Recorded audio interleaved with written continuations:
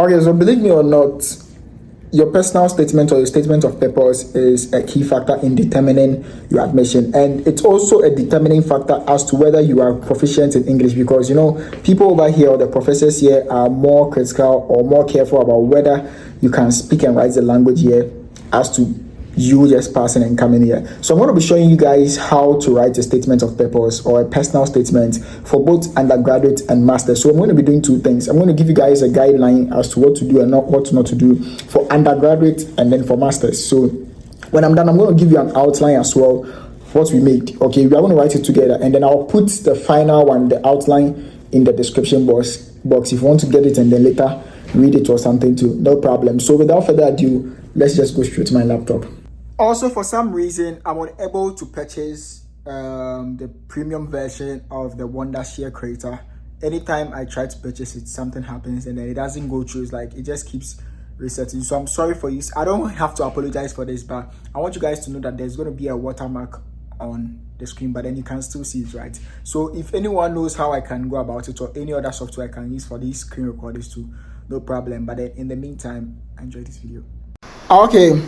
So welcome back to my laptop, and I'm not going to waste your time much. We'll just dig right into it. So I already prepared two drafts, one for master's program and then one for the undergraduate program. So I'm just going to open my Microsoft Word, but before that, let me try and hide this text or whatever bar so that I don't get confused. So you'd want to use Microsoft Word, and also make sure that your Word is in font size 12 and also Times New Roman, because that is the standard over here. So make sure it's in font size 12 and then Times New Roman, and make sure there are no grammatical errors. I'll give you guys some tools which you can use to correct your grammar, like Grammarly and all those things.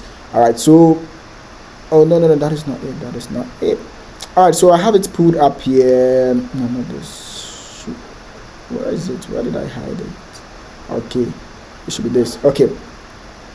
All right, so quickly we're going to talk about the step-by-step tutorials for writing the statement of purpose, but before that, we'll talk about the differences or the main differences between the statement of purpose for high school or those going to university undergraduate, and then for those who are going to study the master's. So understanding the purpose. Now, the college statement of purpose, it's typically for undergraduate programs, obviously, and it focuses more on your background, your interest, and your motivations for choosing a specific field. So an undergraduate person would write something like, I'm interested in studying communication because I want to be a communications director in future, or I'm inspired by this and this and that.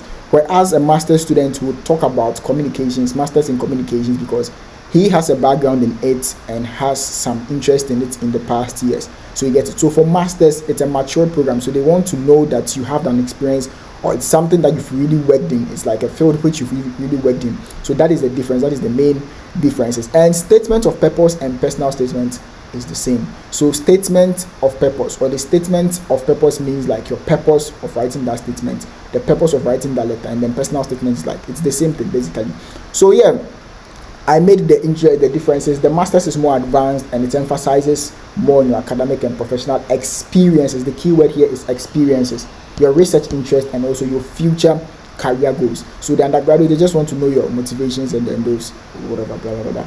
And then the first thing you want to do is to research the program. And I always tell people that research is the best thing you'll ever do. Learn the skill of research. I'm always researching something. When I pick my phone, I can hear certain words, like this word. This morning I heard a word like affiliate in my mind. I just went on ChatGPT. What is the meaning of affiliate? And then I'm like, oh, I learned a new word. Always research something. Be curious to know about things, okay? So you research the program. So let's say we're going to pick engineering because my best friend is reading engineering. So we're going to pick engineering for the program. Now you would want to research the specific college or university and the program you are applying to. Understand the values, the faculty, and the opportunity. So this is what we are going to do. We're going to pick a random university and then we'll do the research together. So which university could I have in mind? Let's say, which university? Let's say Harvard University, because Harvard, the reason why I didn't mention any schools, that when I mention that school, you guys will think it's an easy school to apply to. So Harvard, if you want to apply Harvard, you can apply Harvard University Masters in Engineering. All right, so Harvard University Masters, Engineering and Applied Science, Harvard Graduate School. All right, so this is the engineering school. So you research. When I say research, this looks a bit weird and a bit scary because the page is very scattered and all those things. But don't be scared. This is the fun part. Research about it. Just go here. You can see the get help. You can see the apply. You can see the donate. You can see financial news and everything. You can see the programs. So this is about the Harvard School. Now, one thing we've learned from the first page. Let me lower this thing. So one thing we've learned from the first page is that the Harvard Kenneth C. Griffin College, Graduate School of Arts and Sciences. Okay, this is the engineering program, right? Okay, yeah, I'm right. So this is it. Read about it. This is the programs they offer, everything. If you can attend any of their information services or online webinars, it will be great for you. And then this is the program and everything. And yeah, so it says so many things. It has the admission requirements, it has the academic background, and it has the personal statement as a requirement. So they said it's required. So you'd have to submit a personal statement. And then they don't really need the GRE. Harvard, of course, doesn't need it. So yeah, you learn all these things about the school. And then to know more about the program, you quickly go to program. Okay, you go to program and then you see the program types. Okay, so you see all the courses here, and then we go to engineering. Engineering should be in E, so it should be in the category E, A, B, C, D, E, F, G, H. Oh, I've gone too far. So 3, C, E. So it has electrical engineering. Okay, so it has engineering here. So you read about it here. They've written electrical engineering is a field, blah blah blah blah. All these things are very necessary for a statement of purpose, right? So they said that graduates from this program have gone into a range of careers. All these things are like areas in which people have entered. So now you've made the research, you've gathered the key things you're going to include in your personal statement. Now you've researched everything. The next thing is you outline the statement of purpose. Okay, so if you want to outline it, and it's the same thing for like the undergraduate, you go to the university's website, go to the program which you want to study, because the statement of purpose is more directed into why you want to study that program and why that particular university, right? So you write an outline for your statement of purpose, and then you introduce yourself. So the outline you write on the sheet of paper, maybe introduction. I'm going to introduce myself as Charles, blah blah blah, and the purpose or the reason why I'm applying to this school.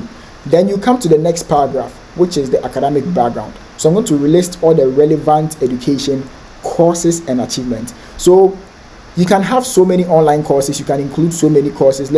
You enter the courses you've taken. So if you've taken courses on Udemy, you can add it. If you've taken courses with EDX, Harvard, you can add it. If you've taken course with, all these online courses, add it. Relevant to your education. So let's say you want to read an engineering program, but then you took a course in designing. Or no, design is a bit related to engineering. Let's say you took a course in maybe YouTube or whatever. I don't know if there's a course like that.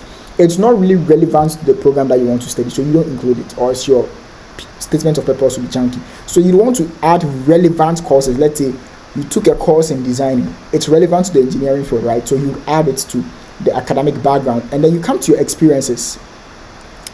If you have any experience like an internship, undergraduate possibly doesn't have internship, right? But for masters, you probably have internships. So if you have any internships that you did, any project that you did, any work experience that is related, the keyword here is related. Highlight the word relate. So it's related to your field, then add it. And then you go to your motivation in this order.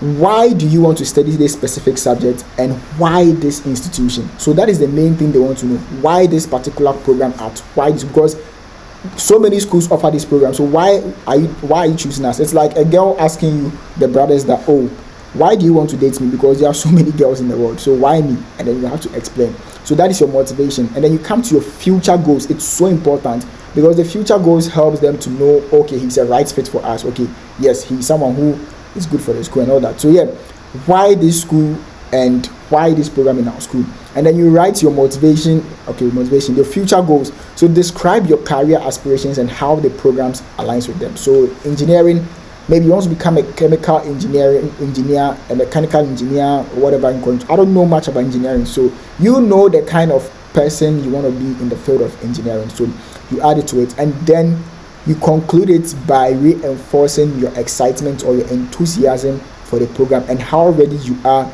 to contribute to it. So that is the outline. I'll link everything. Once again, everything will be in the description.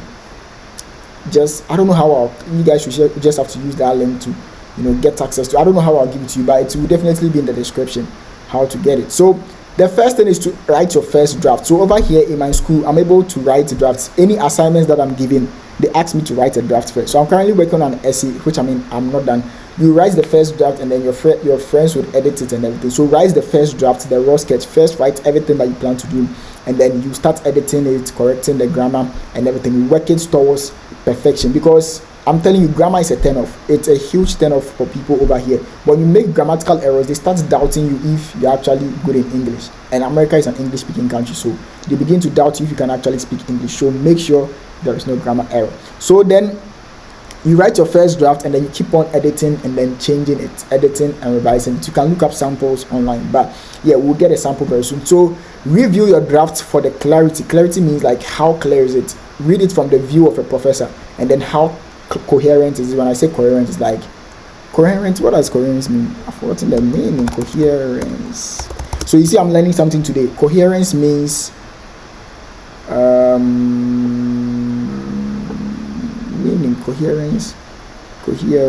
meaning. Coherence means quality of being logical and consistent. Okay, so coherence is the quality of consistency in it. So how coherent is it? How clear is it? And then the most important thing, grammatical errors. Do not make grammatical errors in it. Okay, ensure that your voice and your personality shines through a statement of purpose. They basically want to know about you, so that should be your goal. Now quickly, I'm going to look at the last step. Okay, so seek feedback. When I say seek feedback, I have people send their statement of purpose to me to review it, but please do not send it to me. Unfortunately, I used to do it back then, but right now I have so many things to do, and I don't want to promise you and then I'll not do it. It's like, what is the point? So don't necessarily rely on someone like me to send, because remember that you are not the only person going to send it to me, and I can't be reading 3 pages every day. I can't do that. So find a friend who knows you are working on something like this, and then let him read it with zero biases. Like, let them read everything as if they don't like you. Let them read it and then give you their feedback. So you can send it to your professors, your mentors, anyone, to give you constructive criticism. Right now, when you are done, you just finalize it, and then also make sure you are not putting in grammatical errors. So quickly, we're going to learn about these two called Grammarly. So Grammarly helps you correct your mistakes. You can sign up for free. I already have an account with Grammarly. I already have an account with Grammarly. I already have an account with Grammarly, so I'm supposed to. So Grammarly is like, it's free, right? So Grammarly helps correct the mistakes that you've made in your personal statement or in your general writing. Okay, so the more you type, the more Grammarly corrects you. Oh, I wouldn't have time to wait for it to install. So yeah, that is the meaning. So just get Grammarly. Grammarly will correct everything and then make suggestions for you, and then you finalize it. So we are going to write a statement of purpose together for a master's program. I already wrote it, but we are going to fix everything together. This is very short, but you have to expand yours. Come here. Okay, so for your master's program, if you are not a master's student, just fast forward this video to the undergraduate side. So for master's program, you just start with, I am a recent graduate from, let's say, Kwame Nkrumah University of Science and Technology. So you've established who you are. You are a recent graduate from K University, where you earned your degree in computer science. So you go straight to the point. Throughout your academic journey, you have developed profound interest in the intersection of computer and engineering. So you've showed interest in the program that the school offers, or the program that you want to go and offer. You have developed profound interest in the intersection of computing and engineering, particularly how innovative technologies can enhance engineering solutions. Some people are not interested in this. Some people are interested in the fact that engineers get paid more, engineers are this and that. So you have established the reason why you want to study engineering. And now your ambition is to pursue a master's degree in engineering in the US, number one, where you believe you can gain the skills necessary to help you fulfill this particular interest, okay? And then also make a significant impact in the dynamic field, okay? So you've established that. Then now you come and explain why, your experiences and everything leading to this interest. So you go, during my undergraduate studies, I engaged in projects that involved developing software for engineering applications. So you realize that all these things are related to the field, right? All these interests and all these activities are related to the field, such as simulation tool for structural analysis. So this experience also shaped your interest in this particular field, right? So you you mention all the interests you've had and everything, and look at the format. Personal statement is not supposed to be in 1, 2, 3 like steps. It should be in an essay form, and then You give the the spacing and everything, make everything nice. And then you see this place, you included the internship. So you worked or did an internship at a tech company, which is also what related to the program engineering that you want to study. So you write all these things down, and then you come to the reason why this particular school. So you've established who you are, and then how you fell in love with the program you want to study, and now you are interested in this particular university. So we're going to put it here. So I am particularly drawn to Harvard University for its renowned engineering program and cutting-edge research facilities. Now, how do we know this? Here. We came here and we did the research here, right? So you got to know all these things from the engineering side, and then you add it here. So you are particularly drawn to Harvard University for its renowned engineering program and cutting-edge facilities, research facilities. The opportunity to work, blah, blah, because the school has listed all these things, okay? So you list the reason why Harvard Law School, and then why this particular school. I said Harvard Law School, Harvard Engineering School, and why this particular program. Ultimately, you aspire to leverage your background in computer science to bridge the gap, blah, blah, blah. All these are big English. Now, the reason why I made this very short is to give you an outline, okay? So when I say an outline, you don't write this short. They're particularly drawn to Harvard, whatever. You can come back and then put in here that Harvard University is known for its, don't say reputation. You can add it, but don't just make it your point. It's known for its reputation in the engineering field in the past maybe 20 years, especially having the world's leading engineer graduates from Harvard School of Engineering or something. So you can expand all these things into your SOP and then expand and make it look a bit more. I would say target at least 1.5 page, because these people wouldn't want to read 3 pages or 2 pages long. So target 1.5 page. They have over 300 plus applications. So imagine one admission officer reading through people's SOPs. They'll get bored, and when they get bored, they'll think your SOP is not. Your SOP is basically selling yourself. So yeah, that is it basically for the master student. So if you're a master student, you can probably stop the video here, but we are talking about the undergraduate people in the next few seconds. So that is it for the master student. Always make sure there is no grammar in it. You see there's this thing here, so the spelling will correct everything for me. I don't know if your tool accept it. So yeah, I'm going to leave it in the description for you guys to download and then just get a clear view of how it should look like. Don't copy and paste what I've sent. Don't copy and edit what, write it like your own from scratch. Okay, when you copy and paste, it looks too fake and all that. So the undergraduate people, yours is very easy.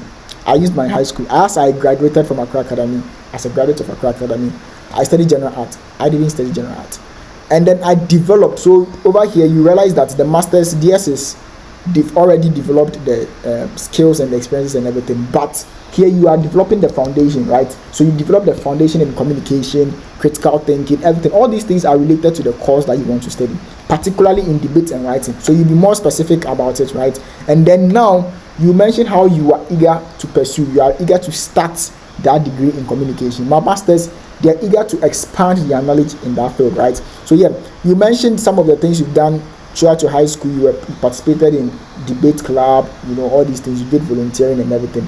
And then you come, I'm particularly interested in the university's name here for its diverse curriculum and emphasis on global communication practices. The opportunity to study blah blah blah. So you put all these things there, and then that should be it. I think I've covered everything. If I didn't, then you should probably ask me in the description. So this particular document is going to be in the description box. I'm going to fix it in the description box for you guys to download, and then you should be good to go. Thank you guys so much for watching this particular video. I hope I did help you guys. I'm planning on making a video on how to write a CV, but I don't think it's that relevant. If it is, I would.